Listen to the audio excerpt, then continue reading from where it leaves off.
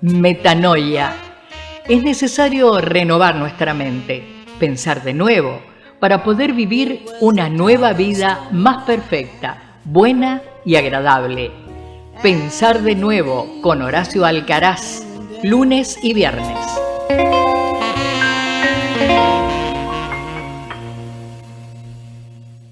¿Existe un plan detrás de cada cosa que sucede? ¿O somos víctimas de la casualidad? Hola, soy Horacio Alcaraz y estoy muy contento de que me acompañen a pensar juntos la vida misma. Empecemos.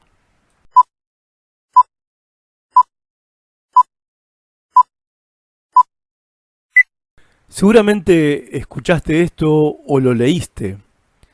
Todo tiene su tiempo y hay un tiempo para todo lo que se hace bajo el cielo.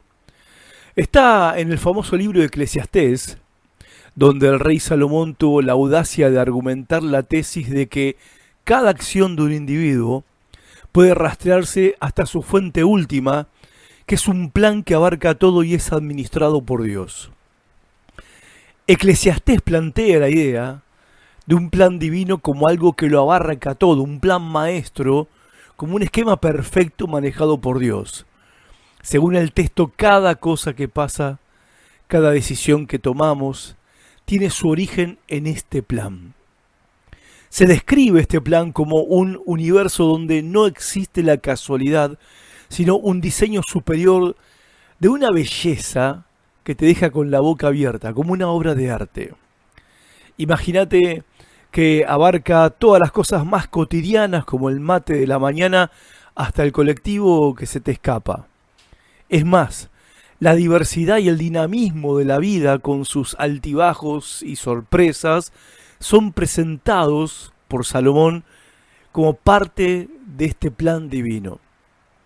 La frase "todo tiene su tiempo" revela la amplitud del plan divino, que abarca tiempo de nacer y tiempo de morir, de plantar y de cosechar, de llorar a moco tendido y de reír a carcajadas, entre otros opuestos de la vida.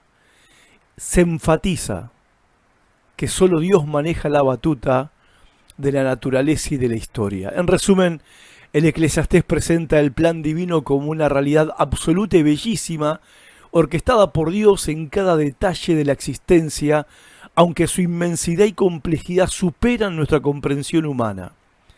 Ahora, hagamos la pregunta: si esto es así, ¿qué nos impide comprender el plan divino?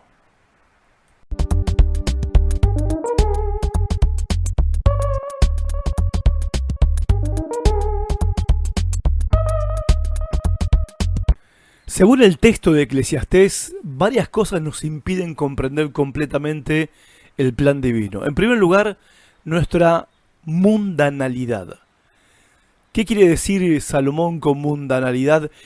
El estar absorbidos en la trivialidad del día a día. Él dice que esto es lo que nos dificulta captar la totalidad de ese plan. Es como si estuviéramos demasiado enfocados en las cosas del día a día y no pudiéramos ver el panorama completo. Es como estar mirando un partido de fútbol desde la tribuna sin entender la estrategia del técnico. En segundo lugar, nos lo impide nuestra perspectiva limitada, que nos hace difícil comprender la inmensidad del plan maestro. Es como estar demasiado cerca del bosque y que no pudiéramos ver los árboles. Además, el plan divino en sí mismo es tan zarpado y enorme que cuando intentamos descifrarlo por nuestra cuenta, terminamos frustrados, dice Salomón. Se compara como querer armar un rompecabezas de miles de piezas sin tener una imagen de referencia.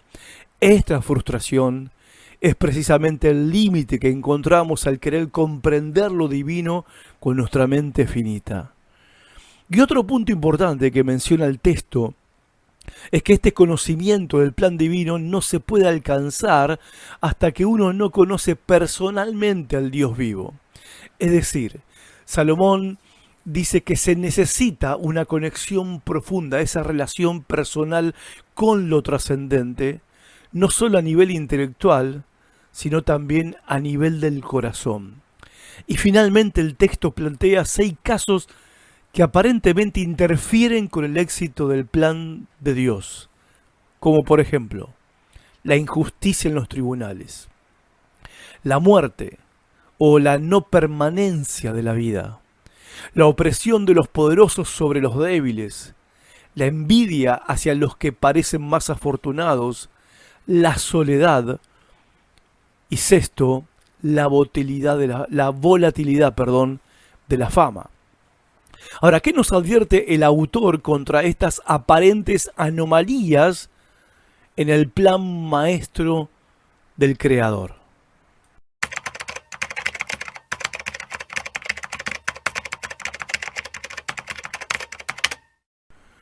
El sabio Salomón nos advierte que debemos tener cuidado de no cometer un error de cálculo apresurado acerca de todas estas anomalías o aparentes contradicciones, de manera que terminemos negando la realidad y la existencia de un plan abarcador de Dios. En otras palabras, la advertencia de Salomón parece ser que no debemos apurarnos en llegar a conclusiones como por ejemplo de que Dios no tiene un plan que abarca toda la realidad. En cambio, el texto nos exhorta a tener que evitar 2 peligros. Primero, ser llevados a un ateísmo en la práctica. ¿Qué significa ser un ateo práctico? Bueno, decir que creo en Dios, pero vivir como si éste no existiera. Y en segundo lugar, evitar ser tentados a pensar o a actuar como si Dios no tuviera el control. El propósito de señalar estas anomalías, que obviamente nos pegan un montón, porque nos cuesta vivir con la realidad de la injusticia en los tribunales, con la realidad de que la vida no permanece para siempre, la realidad de la muerte. Nos cuesta mucho sobrellevar la injusticia de la opresión de los poderosos sobre los débiles, la envidia hacia los que parecen más afortunados, la soledad en la vida, la volatilidad de la fama. ¿Cómo cuesta sobrellevar todas estas circunstancias y realidades que nos tocan enfrentar en la vida? Pero el propósito de señalar estas anomalías no es para negar este principio general de que Dios tiene un plan para todos, sino más bien advertir y ofrecer precauciones a quienes temían, confiaban, creían en Dios y su plan. Temían en el sentido de confiar en Dios, no de tenerle miedo a Dios. Ahora lo voy a explicar mejor. Incluso, por ejemplo, frente a la perversión de la justicia, de los jueces, de nuestro sistema de justicia en nuestros tribunales, el autor nos recuerda que sigue existiendo un tribunal que es superior al de los funcionarios corruptos que juzgan en nuestros tribunales. Un día habrá un juicio final, eso es lo que nos dice, y será justo. De la misma manera, ante la aparente injusticia de la muerte que llega a todos, se afirma la diferencia entre el espíritu del hombre y el de la bestia, el de los animales. El espíritu del hombre sube a Dios, dice Salomón, y el de la bestia, valga la redundancia, baja abajo, a la tierra. En resumen, la advertencia crucial es no permitir que las dificultades y las aparentes contradicciones de la vida nos hagan dudar o negar la existencia y la omnipotencia del plan divino de Dios. Interesante, ¿no?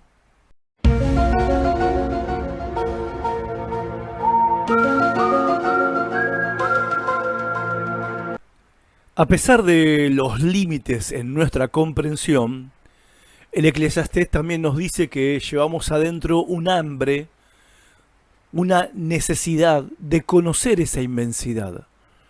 Es un deseo de la eternidad, como un reflejo de nuestro origen divino. Desde la filosofía se le llamó a esto vacío existencial, esa sensación de vacío, que es un hambre, una ansiedad, un deseo, un anhelo por conocer esa inmensidad, lo trascendente, lo más allá. Esta búsqueda innata de significado, de querer entender, de querer comprender, se interpreta como un reflejo de nuestro origen divino, de que en verdad fuimos creados por Dios. A pesar de este anhelo, el texto nos dice que este conocimiento no se puede alcanzar hasta que uno no conoce personalmente a su Creador, al Dios vivo, dice Salomón, teniendo una conexión profunda, esa relación personal con lo trascendente, que no es solo algo intelectual, sino a nivel del corazón. Ahora, ¿cómo deben actuar quienes conocen a Dios de esta manera respecto a lo que pasa durante el tiempo de nuestra vida en la tierra? Bueno, quienes conocen y temen a Dios deben actuar reconociendo que Dios es quien establece y ordena todos los tiempos y eventos de la vida. Según Salomón, hay varios aspectos importantes sobre cómo deben comportarse los que confían en Dios en relación con el tiempo. Vivir en el presente y alegrarse en lo que Dios provee en el tiempo actual. Porque la alegría y el goce son elementos intrínsecos y esenciales del plan divino, están incluidos en este plan. Son la manifestación de la gracia de Dios en nuestras vidas, invitándonos a reconocer y disfrutar las bendiciones cotidianas con gratitud y con fe. En lugar de una búsqueda afanosa, preocupada, ansiosa, de posesiones, el libro nos propone una vida centrada en disfrutar los regalos de Dios en lo cotidiano de la vida. Que este es el camino hacia la plenitud. Que no debemos preocuparnos mucho por la duración de la vida, porque el enfoque debe estar en vivir cada día como un regalo de Dios, en vez de angustiarnos por la impermanencia de la vida. Que tenemos que confiar en cada etapa y que cada etapa, que cada momento tiene un propósito dentro de este diseño divino que no podemos comprender con totalidad, y que tenemos que mantener la fe en este plan a pesar de las dificultades que puedan surgir en el tiempo de nuestra vida en la tierra. Reconocer que Dios ha fijado un tiempo, una temporada para todas las cosas en nuestras vidas y que Él ordena los eventos particulares a lo largo de esta franja de tiempo. Hay un tiempo para cada cosa. Y también se nos anima a usar el tiempo de manera sabia y provechosa, reconociendo que Dios ha hecho todo hermoso en su tiempo. También dice que tenemos que entender que la vida no es una cuestión de casualidad ni de destino, sino que solo Dios está a cargo de la naturaleza y de la historia. Y esto refuerza la idea de que el tiempo y los eventos están bajo el control divino. También tenemos que tener en cuenta que incluso situaciones que parecen estar en manos de los mortales, como la administración de la justicia, del gobierno, de las instituciones, bueno, están comprendidas en el plan de Dios y hay un tiempo para ejecutar la justicia divina según su voluntad. Y que debemos temer a Dios, un temor que no es terror, sino un compromiso de todo nuestro ser a confiar y creer en el Dios viviente, y que Dios permite cargas y preocupaciones aún sobre aquellos que le teman y que confíen en Él. Y recordar que Dios juzgará todo asunto y toda obra en su tiempo. Y esto nos proporciona, nos da una perspectiva a largo plazo sobre las acciones y los eventos que ocurren en el tiempo.